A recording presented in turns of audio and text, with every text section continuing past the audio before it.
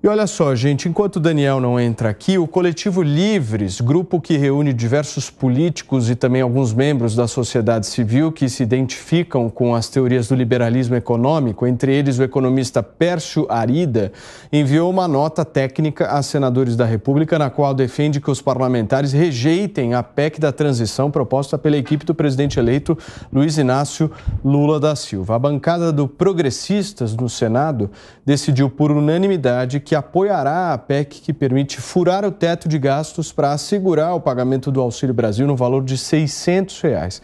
A proposta está em tramitação no Senado e precisa ser aprovada antes do recesso do Congresso no próximo dia 22 de dezembro. Constantino, temos aí essa manifestação do Livres, que tem como integrante o Pércio Arida, que faz parte, é um dos comandantes aí da área econômica desse novo governo.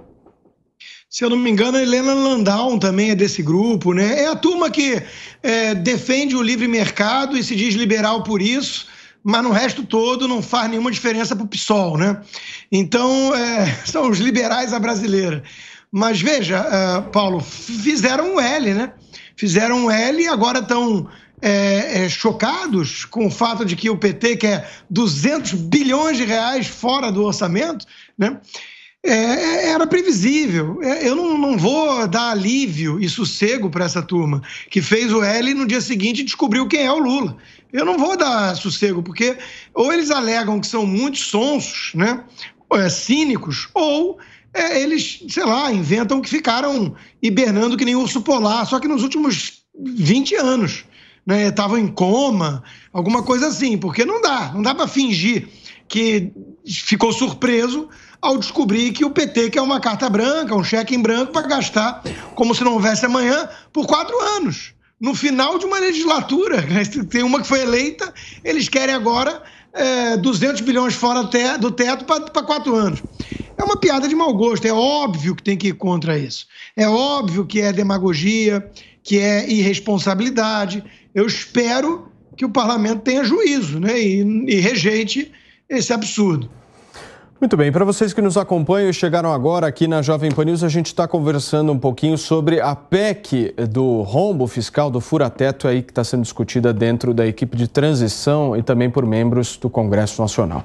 A gente vai conversar agora, como eu prometi, com o nosso Daniel Caniato para saber as novidades de logo mais, afinal de contas tem Pingos nos Is coladinho com 3 em 1 e o Dani vai contar para a gente qual que é a pauta hoje. Dani, boa tarde. É isso aí, Paulo. Um grande abraço a você e também aos amigos do programa 3 em 1. Como você disse, daqui a pouco, muita notícia, informação e os debates aqui em Os Pingos nos Is.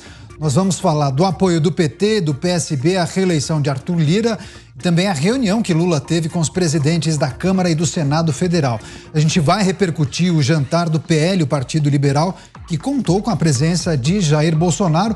E como você bem disse, bem lembrou há pouco, viu, Paulo? A gente vai tratar também daquela sessão que ocorreu no Senado para debater e discutir as inserções durante a campanha eleitoral. E tem ainda a declaração do ministro Luiz Roberto Barroso, aquela de Nova York. Ele disse que não se arrependeu de ter falado para aquele apoiador perder o mané. Enfim, muitos assuntos hoje aqui em Os Pingos nos Is, coladinho com o programa 3 em 1, sempre com a participação do time de comentaristas aqui da Jovem Pan News, José Maria Trindade, Fernão Lara Mesquita, Paulo Figueiredo, Roberto Mota e o coronel Gerson Gomes. É daqui a pouco. E eu lembro, mais cedo no YouTube, daqui a pouquinho, a partir das 5h40. E o Paulo tem uma estratégia muito boa para que você não perca nem o 3 em 1 e nem Os Pingos nos Is. Eu conto com todos vocês. Paulo, um grande abraço. Até já. Obrigado, Dani. Um forte abraço para você e para todos aí dos Pingos nos Is, daqui a pouquinho, ao vivo aqui na Jovem Pan. Vilela, deixa eu te fazer uma pergunta sobre essa questão da PEC da transição que a gente está colocando aqui, a PEC Fura-Teto, PEC Bolsa Família, enfim, são vários os nomes, aí vocês escolhem qual que a gente pode aí intitular. Mas o meu ponto é o seguinte, o Congresso Nacional, o novo Congresso Nacional, só toma posse no dia 1º de fevereiro. Essa PEC provavelmente vai ser aprovada agora em dezembro. Só que o conteúdo dessa PEC dita o rumo orçamentário brasileiro dos próximos 4 anos e necessariamente do mandato desses próximos congressistas que assumirão em fevereiro. Como é que você enxerga isso? A gente pode dizer que isso seria uma espécie aí de golpe? Podemos usar esse termo? Olha, Paulo, eu não vejo como um elemento de golpe, porque, ao fim e ao cabo, a decisão, ela é uma decisão soberana do Congresso Nacional. O Congresso Nacional ele é composto por pessoas maduras e que ocupam uma função excepcional, uma função importantíssima dentro da organização do Estado brasileiro, que é a representação de um poder, que é o poder legislativo. É evidente que num momento de transição de governo, você tenha um governo que está chegando com uma certa força capaz de influenciar nesses rumos. É bem verdade que você tem também, quando um governo está saindo, a síndrome do pato manco, né, daqueles últimos dias de governo, onde o governo que está saindo acaba tendo menos capacidade de se articular. Agora, o fato é que a decisão sobre a PEC, ela é uma decisão do Congresso Nacional. E o fato também é que o Congresso Nacional sabe usar muito bem esse poder que tem para eventualmente fazer as suas negociações. Por exemplo, algo que fica muito claro, que chama a atenção de todos, é que nós temos Arthur Lira numa situação de ser praticamente guindado ao posto de novo presidente, de presidente reeleito da Câmara dos Deputados, né? Ontem, anteontem, o PT, o PSB já declararam apoio. Ontem, no jantar do PL, já ouvi manifestações de que o PL vai declarar apoio também. Quer dizer, você tem ali praticamente uma composição de A a Z. Então, o parlamento sabe, de alguma forma, vender caro esse tipo de construção política. Então, não dá para dizer que o parlamento é vítima. O parlamento, ele sabe muito bem o que está fazendo nesse momento. Serrão, porque eu trago essa reflexão para a gente fazer aqui, porque eu acho que essa discussão ela não é uma discussão muito orçamentária, né? Talvez ela seja uma discussão teatral, porque os rumos orçamentários aí dos próximos 4 anos serão decididos agora em dezembro, sem contar com a opinião daqueles que foram eleitos em outubro. Sim, mas isso é inevitável, acontece todo ano, em todo governo e em toda mudança de governo.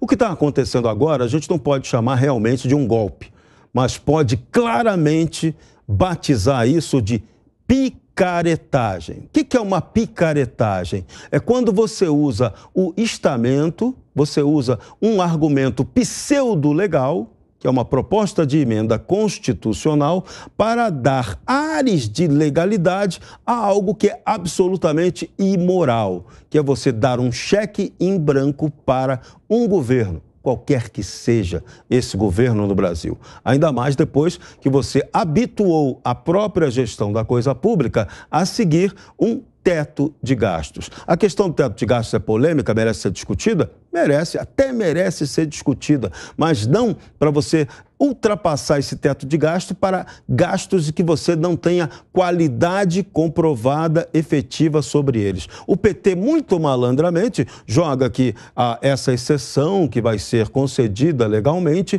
vai ser só para a questão do Bolsa Família. Isso sensibiliza vários parlamentares do Congresso Nacional, inclusive aqueles que pressionaram demais o presidente Bolsonaro durante sua gestão para aumentar o valor dessa tal Bolsa Família, que depois virou Auxílio Brasil do governo Bolsonaro e agora volta a ser Bolsa Família. Por quê?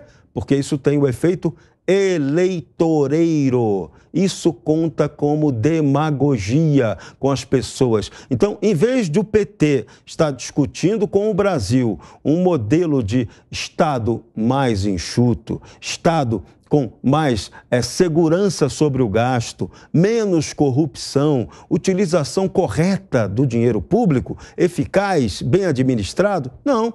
Eles estão querendo aí um cheque em branco para deitar e rolar nessa questão, tirando do principal do orçamento essa questão social. Isso é picaretagem, não tem outro nome. O Serrão, naturalmente, em dezembro, os congressistas decidem o orçamento do próximo ano. O meu ponto aqui foi justamente a discussão dos próximos 4 anos. Isso que eu nunca tinha visto. Não, isso não cabe. Esse aqui é o ponto. Não sei vocês. O que me causa muita estranheza nesse processo todo é justamente essa decisão, né, constitucional. Orçamento é anual, não é plurianual. Essa próxima legislatura vai fazer um teatro.